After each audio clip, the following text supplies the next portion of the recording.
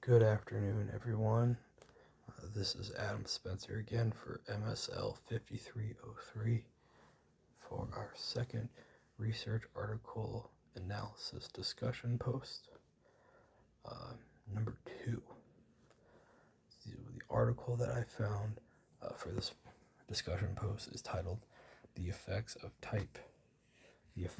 Two Types of Resistance Training Models on Obese Adolescents, Body Composition, Cardiometabolic Risk, and Physical Fitness. This article was written by Bralo Branco, Isabel Carvalho, Herberto Garcia de Oliveira, Anna Fenhari, Michelle Ricardo dos Santos, Leonardo de Oliveira, Sarah Bonney, and Nelson Nardo. This article was published in the Journal of Strength and Conditioning in 2018. These researchers were down in Brazil, and basically what they wanted to look further into was how different types of resistance training would affect an individual's body composition, but also just those other physical fitness metrics like blood pressure, HDL, LDL levels, stuff like that. There are some previous articles that were referenced here. So an example, so let me back up. Most people understand that incorporating some type of physical fitness, whether it is more anaerobic or aerobic, either one, resistance training is going to have some effects on people's body compositions. Typically when an individual starts incorporating more resistance training, they are going to see an increase in their lean body mass and a decrease in body fat.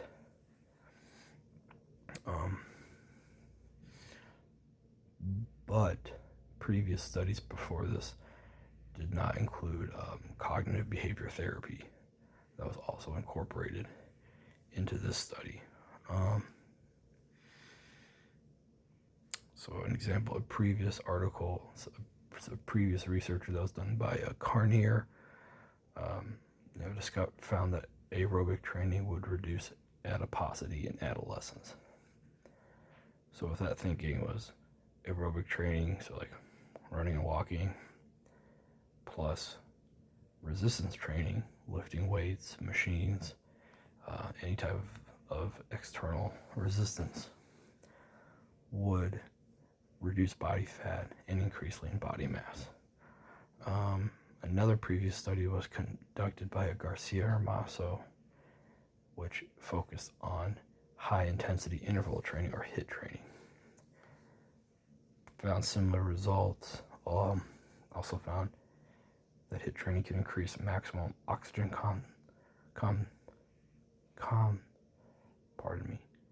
consumption and reduce blood pressure for overweight or obese adolescents.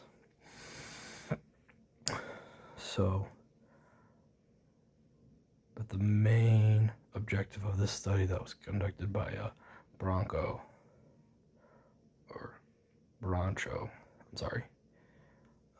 was to discover the effects of what two types of resistance models in conjunction with interdisciplinary intervention of other health professionals to reduce body fat and cardiometabolic risk. So moving into the study itself, the study started off with 40 male adolescents. However, between the initial meeting with parents, 19 of them dropped out before they were actually able to conduct the study. And further on to that, of the 21 remaining, 3 more dropped out shortly after the first week was completed. So really about 18 males participated in this study.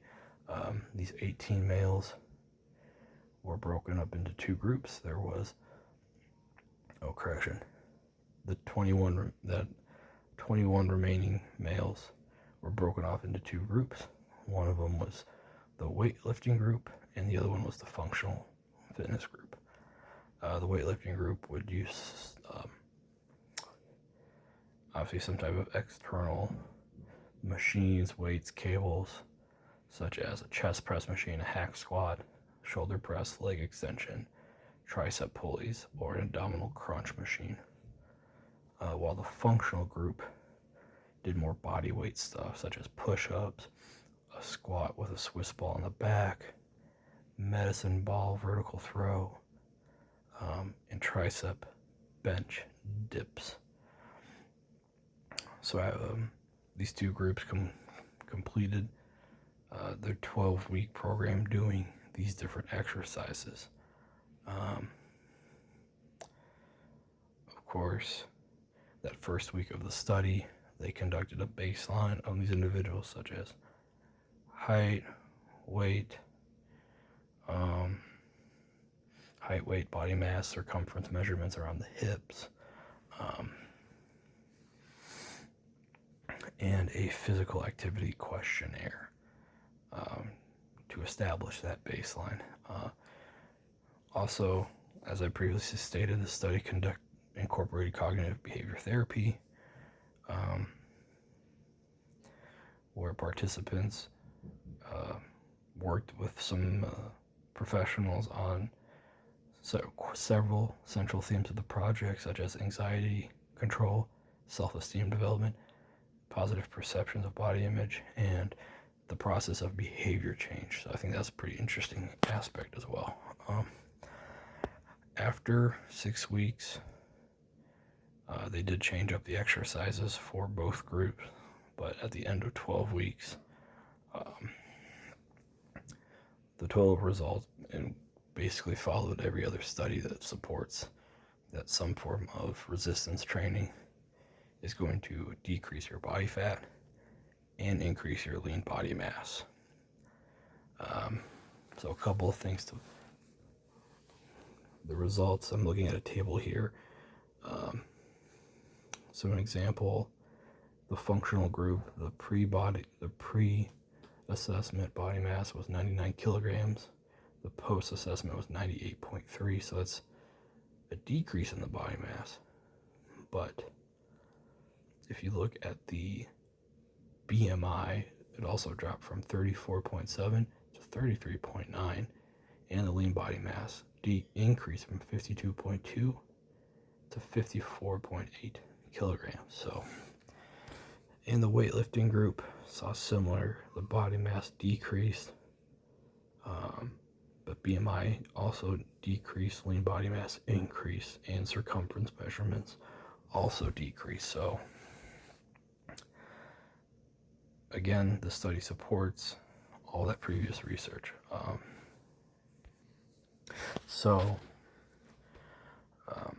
Part of the reason why this article stood out to me,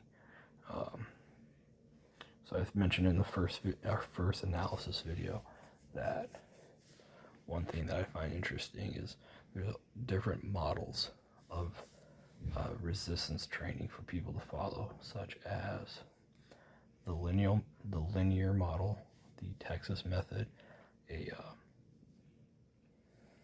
high, medium, low model. There's CrossFit, there's HIIT, there's all these different functional or different models for fitness training. And as a soldier, I'm just curious to see which one of these methods would be the best for my soldiers to use, whether it's a Texas method or just a traditional linear method. And that's what I liked about this article, is that it took a population and applied two different models and compared the results.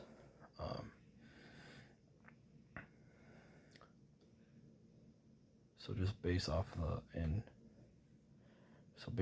these pre and post measurements, it seemed like the results were both almost on par with one another.